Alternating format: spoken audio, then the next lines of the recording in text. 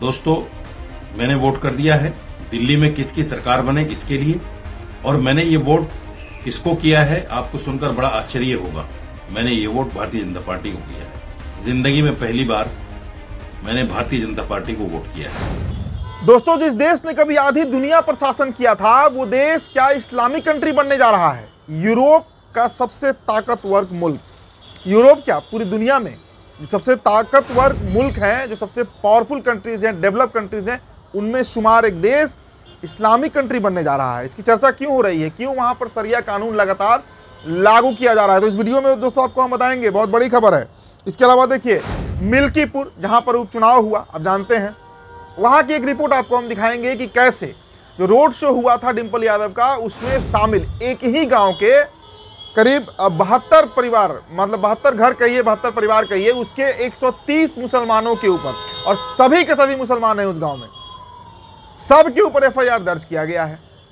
तो ये special report है जो आपको हम दिखाएंगे दोस्तों। इसके अलावा देखिए, एक मुस्लिम लड़का और एक हिंदू लड़की प्रेम विवाह करते हैं। हम लफ्ज़ जिहाद नहीं कहेंगे, हम प्रेम विवाह कहेंगे। इस देश में होते रहा है, आगे भी होते रहेगा। कोर्ट में बजाबते कानूनी तौर से उनका विवाह होता है, लेकिन कोर्ट देखिए कैसे मतलब कैसी हरकत करती है कि कोर्ट उनके विवाह का जो डेटा होता है, जो खबर होती है, वो लीक कर देती है। किसको लीक करती है? जो हिंदूवादी संगठन है, जो चरमपंथी हिंदू संगठन है, और उसके बाद बवाल मच जाता है। तो दोस्तों, इस पर भी हम चर्चा करेंगे। इसके अलावा दोस्तों देखिए, सरस्वती पूजा अभी 2-3 दिन पहले बीता है। बिहार में बड़े भव्य तरीके से मनाया जाता है, गांव गांव गली गली में मूर्ति रखा जाता है।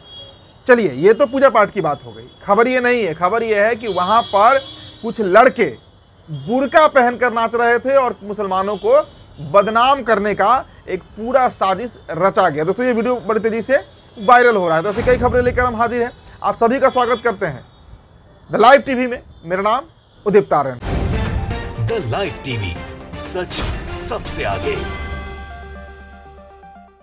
दोस्तों, पहली खबर देखिए, ब्रिटेन की खबर है, और ब्रिटेन की गृह मंत्री ने ऐसी बात कह दी है कि कई मुल्क सदमे में आ जाएंगे। देखिए, परमाणु हथियारों वाला इस्लामिक राष्ट्र बन सकता है ब्रिटेन। और ये बातें क्यों कही जा रही हैं?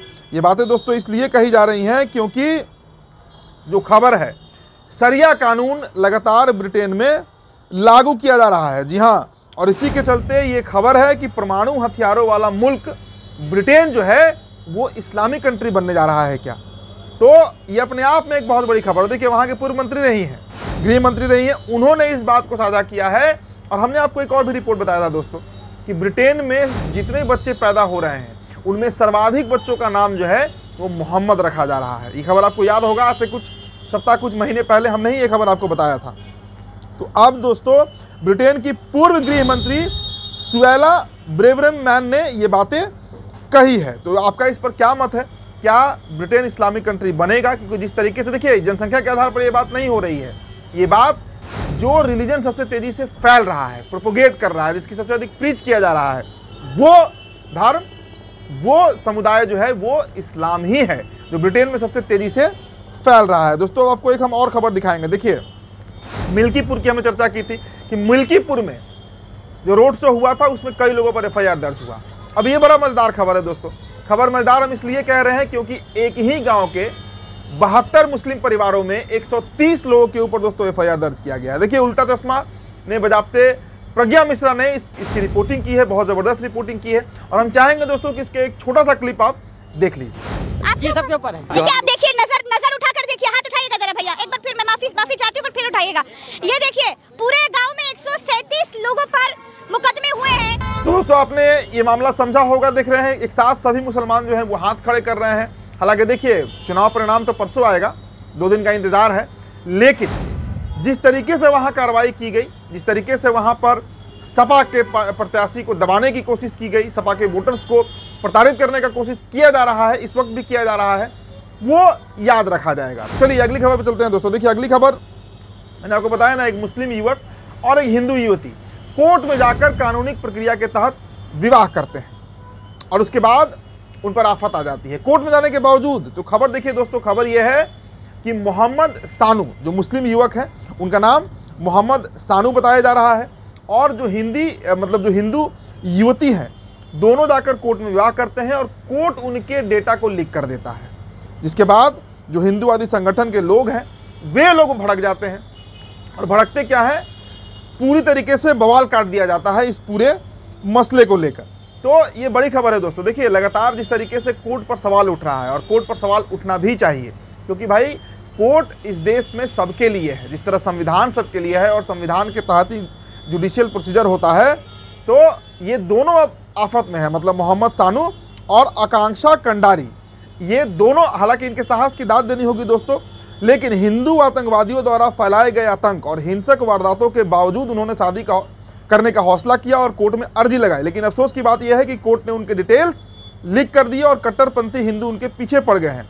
अब ये कोर्ट और उत्तराखंड सरकार की जिम्मेदारी है दोस्तों। देखिए खबर जो है वो उत्तराखंड की है, और उत्तराखंड की तरफ से जो सरकार है, जो वहाँ का प्रशासन है, अब उनकी जिम्मेदारी है कि मोहम्मद सानू और आकांक्षा कंडारी की रक्षा करे, सुरक्षा करे। दोस्तों अब अगली खबर देखिए आप। अगली खबर है, इनको आप पहचानते होंगे साजिद रिश्दी को। साजिद रिश्दी जिन्होंने कई बार मतलब इस्लामिक एजेंडा को सामने रखा है, हिंदुओं के खिलाफ जहर उगला है, खूब खबर इनका चला है। अब देखिए ये क्या कह रहे हैं, ये कह रहे हैं कि इन्होंने बीजेपी को पहली बार वोट दे दिया है। तो दिल्ली में चुनाव हुआ, कल ही वोटिंग था, कल मतदान का दिन था, और उसमें इन्होंने बीजेपी को मतदान दिया है, बीजेपी को इन्होंने वोट कर दिया है। तो अब इसके पीछे का देखिए दोस्तों मंशा समझिए। देखिए मोहम्मद जुबैर ने लिखा है कि बीजेपी चूंकि अमित मालविया ने इनका शेयर भी किया है जो पोस्ट है, तो सीधे तरीके से ये बात समझना होगा कि साजिद रिश्दी जो है वो बीजेपी के एजेंट रहे हैं और शुरू से ही इस तरह का भड़काऊ बयान हिंदुओं के खिलाफ ही देते रहे हैं, ताकि पोलराइजेशन जो होता है, जो ध्रुवीकरण होता है, वो होता रहे। देखिए दोस्तों, मौलाना मदनी हो या कोई भी बड़ा जो मुसलमानों का धर्म गुरु है, कभी उसने आज तक हिंदुओं के खिलाफ नहीं बोला। वो मुसलमानों के लिए बोलता है, लेकिन ये साहब जो हैं रिश्दी साहब, ये शुरू से हिंदुओं के खिलाफ बोलते रहे हैं और इनका एजेंडा रहा है ध्रुवीकरण का एजेंडा, जिसके तहत ये इस तरह का बयान देते रहे हैं। तो अब जब ये लिख रहे हैं कि इन्होंने बीजेपी को वोट किया, तो ये बात बिल्कुल स्पष्ट हो रहा है कि दरअसल ये भारतीय जनता पार्टी के एजेंट के रूप में काम कर रहे थे। दोस्तों आपको हम बेगूसराय का एक वीडियो दिखाना चाहेंगे। सरस्वती पूजा मनाया गया। सरस्वती पूजा मनाना अपराध नहीं है, लेकिन उसमें बजाबते लड़कों ने बुर्का पहनकर नाचा है, डांस किया है। देखिए इन दिनों तो एक प्रचलन भी चला हुआ है कि पूजा पाठ में खूब नाच हो रहा है, अश्लील गानों पर, भद्दे भद्दे गानों पर, भोजपुरी गानों पर बिहार में।